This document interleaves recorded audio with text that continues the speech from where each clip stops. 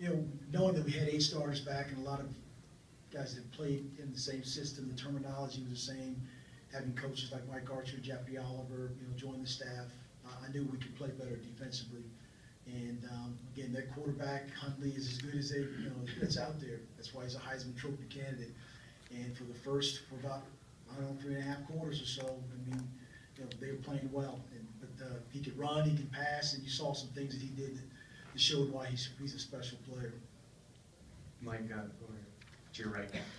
Have you talked to Grayson yet and explained sort of why he got benched, or is that for tomorrow or later? That's for another time, but Grayson is a young man that understands that as the game was going, that decisions are made for the best interest of the team, and that decision that was made was for the best interest of the team. Mike, were you surprised at the 10-second runoff there because your guy did get off the field?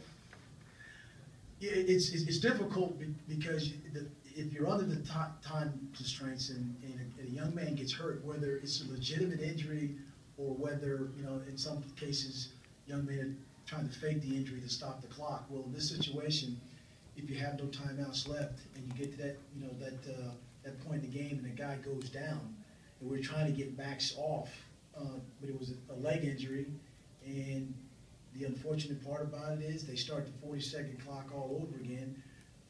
The clock runs down, and all of a sudden the clock runs out. So if you had a chance to get up off the field, there probably would have been about 23, 24 seconds left. But because we had no timeouts and this new rule, 10-second runoff, they're allowed to take 10 seconds off the clock.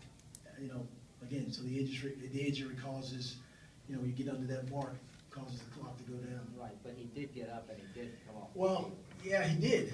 And we were encouraging him to get up, but the official ran in and conferred, and they came back and they made the ruling that it was the 10-second runoff issue, and that's how the clock lost those 10 seconds and then ran down because the 40-second clock was started again. It's unfortunate that you see the validity of making sure that you have an opportunity.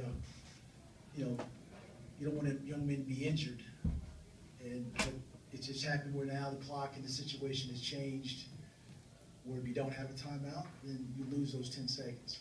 A couple more questions, then we'll have players. Mike, some of the fans seem to express some displeasure in the conservative play calling.